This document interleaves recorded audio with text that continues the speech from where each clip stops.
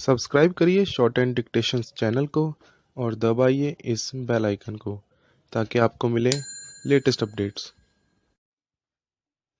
Be ready. 5 seconds.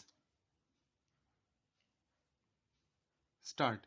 Sir, even though the bill comes to this house for the first time, I had touched upon this subject in my budget speech in May last, and its principles figured prominently in the course of the general discussion on the budget.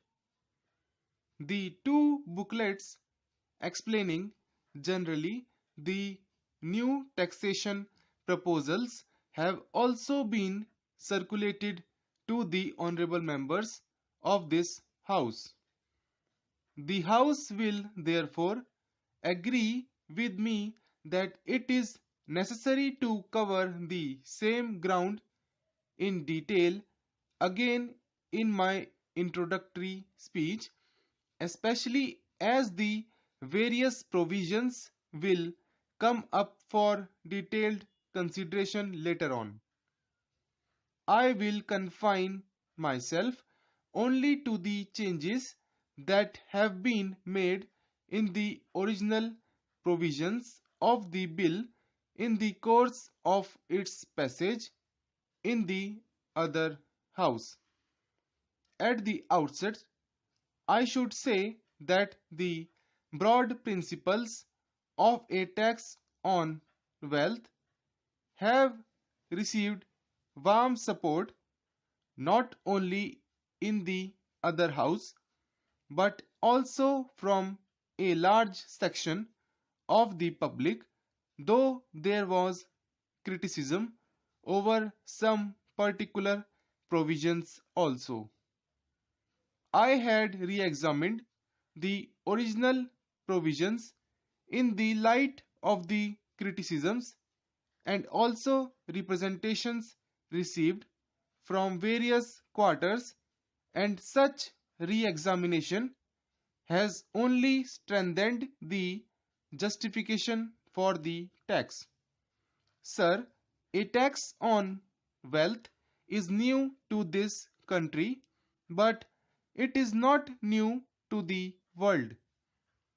It constitutes a very vital element in the taxation systems of most progressive countries, particularly in the European and American continents. Its importance should not, in my opinion, be judged purely from its revenue content. I do not fear for a moment say that revenue considerations should be absolutely ruled out, as they are very important, but the real importance of the tax from my point of view lies in the fact that it facilitates the reorientation of the tax structure into an integrated pattern.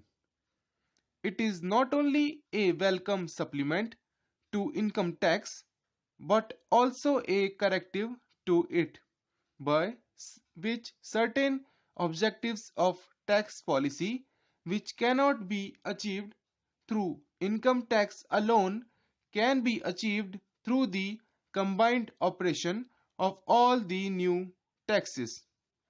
Sir, in this connection, I may mention that there has been much controversy about the question of levying wealth tax on companies. The Lok Sabha went very carefully into this matter and came to the conclusion that, having regard to the corporate structure in India, it is possible to exclude companies as such from the levy. As the House is aware, every individual Hindu undivided family and joint stock company will be liable to pay wealth tax. So far as individuals are concerned, the exemption limit is rupees 2 lakhs, and for companies the limit is rupees 5 lakhs. No changes have been made by the other house in regard to the limits for these two classes. For Hindu undivided families, the exemption limit has been raised from rupees 3 lakhs to rupees 4 lakhs. At the same time, the next slab range has been reduced from rupees 10 lakhs to rupees 9 lakhs. Taking companies first, all companies, whether public or private, and whether Indian or foreign, are liable to pay wealth tax. Ordinarily, a resident company will pay the tax on its total wealth, whether such wealth is held in India or outside. A non-resident company, however, will pay the tax only on its Indian wealth. Under clause 45, certain companies are totally excluded from wealth tax. The bill, as it originally stood, excluded banking companies, insurance companies, and certain financial institutions sponsored by the central government. To this list has now been added shipping companies and institutions for the promotion of art, culture, commerce, etc., which are not established for the purpose of making profit and which are registered as companies for the sake of convenience of administration.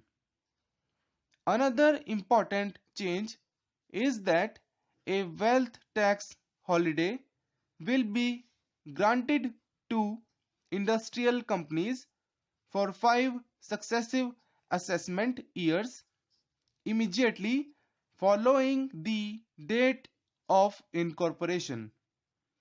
This concession has been provided not only as an incentive concession for promotion of new industrial enterprises, but also with a view to avoiding any financial difficulty to such companies in the initial stages of their organization.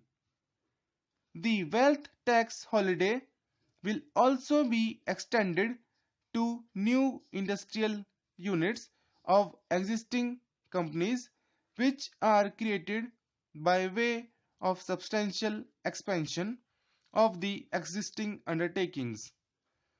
As a corollary to the wealth tax holiday of new industrial companies, shareholders in such companies will also be similarly dealt with on the value of their shares for a like period of successive assessment years in which the companies themselves will be enjoying the wealth tax holiday. I may point out to you that because of the attitude of the mill owners of sugar factories of Bihar and Uttar Pradesh, there is an increasing demand among the peasants of these states that these sugar factories should be taken over by the government and run as public enterprises. As pointed out by our friend, even under the existing law, it is possible for the government to do so if the government so desires.